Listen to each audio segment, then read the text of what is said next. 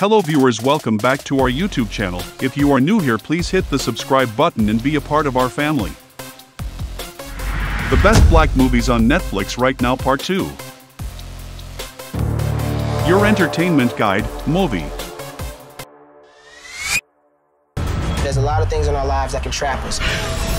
But these barriers only exist if we let them. A street magician named Bo, Jacob Lattimore, is the sole source of income for him and his kid sister, Tina, Storm Reed. By day, he performs magic tricks for spectacle and $1 here or there from passers-by. By night, Bo takes to the streets to sell drugs. What seems to be working quickly falls apart when a rival drug kingpin infringes on Bo's dealer's turf, sparking a war that Bo finds himself at the center of. Combining elements of serious drama with bits of magic realism and coming-of-age notes, Sleight brings its story home in more ways than one. This isn't for a trick, is it? You know, we can do whatever we want if we just believe we're able to. Sure about what? Oh, you mean the robbery that we've been planning all week? Yeah, I'm sure about it.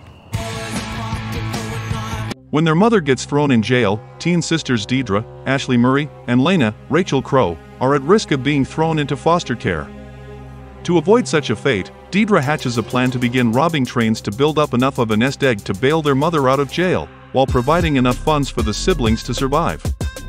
A lively blend of comedy and drama, Deidra Laney Rob a Train finds its heart and soul in the upbeat performances of both Murray and Crow, a dazzling dynamic that propels the social hybrid out of the run-of-the-mill Netflix dramedy vault.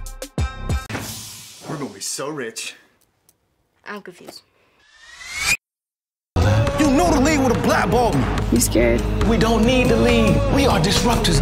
It's your game now.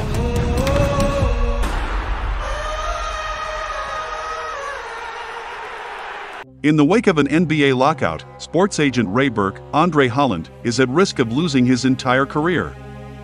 Hoping to turn things around, the agent has less than 72 hours to pitch a controversial business plan to one of his rookie players, a business venture that will have major ripple effects across the entire NBA hierarchy of power.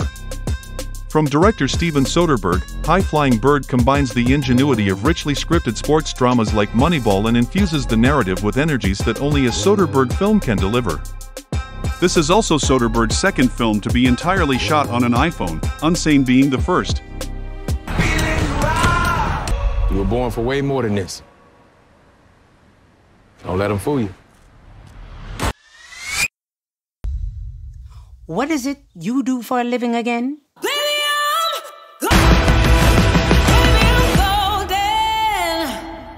Regina King stars in this biopic about Shirley Chisholm, America's first black congresswoman and the first black woman to run for president. After a trailblazing run to Congress, Chisholm wasted hardly any time gearing up for the 1972 Democratic presidential nomination. Although Chisholm didn't win, she mounted a competitive bid, tearing down many doubts and barriers in Washington for those who followed in her footsteps. People of America are watching us.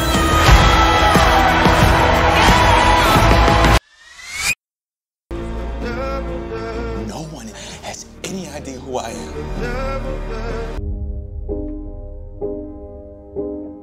Based on the Walter Dean Mayer's novel of the same name, Monster stars Kelvin Harrison Jr. as Steve Harmon, a 17-year-old charged with murder.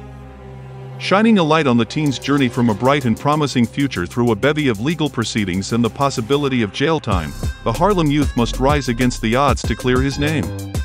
With a commanding lead performance from indie stalwart Harrison Jr., Monster follows a traditional dramatic formula, delivering rich results. Looks the part to me.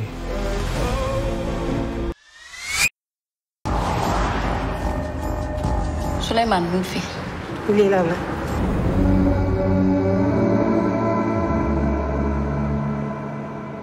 Ada, Mama Sane, awaits the date of her arranged marriage to Omar, Babacar Silla, but her heart truly lies with Souleymane Traoré, a Senegal refugee in search of a better life for him and his lover. When the bodies of Suleiman's companions wash up on the shore, Ada assumes her soulmate has perished, but through nothing short of a miracle, the lovers are reunited in the most unexpected of ways. The feature debut of writer-director Mati Diop, Atlantics has the profound designation of being the first film to play the Cannes Film Festival that was directed by a black woman. You think they'd be satisfied being white? Who's satisfied being anything? Based on the 1929 novel of the same name, Passing stars Tessa Thompson and Ruth Negga as Irene and Claire. Old friends that reconnect after a chance meeting at a hotel. Irene is black and is married to a black physician. Claire, also black, is able to pass as white because of her lighter skin color. As the two women grow closer, their personal lives, insecurities, and secrets start unraveling and weaving together. The directorial debut of actress Rebecca Hall, Passing is an emotionally close-knit chamber drama with mesmerizing and intricately layered performances from both Thompson and Negga. We're all of us passing for something or other.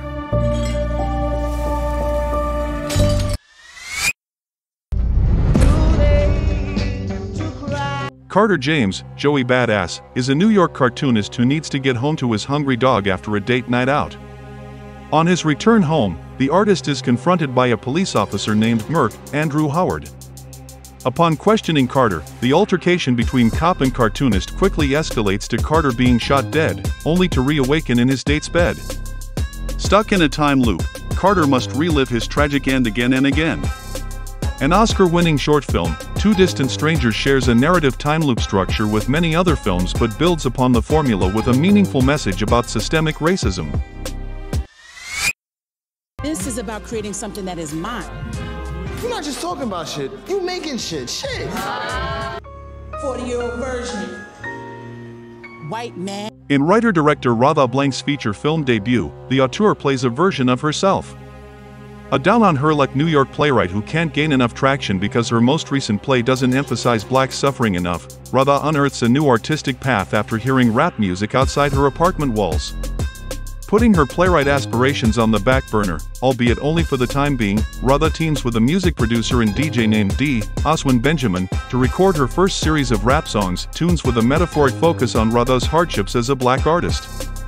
An authentic and moving portrayal of life as a starving artist, the 40-year-old version seems to allude to a forthcoming prolific career from its writer-director-actor. We can only wait and see what Radha's filmic future may bring. What the fuck? Yes, what the fuck?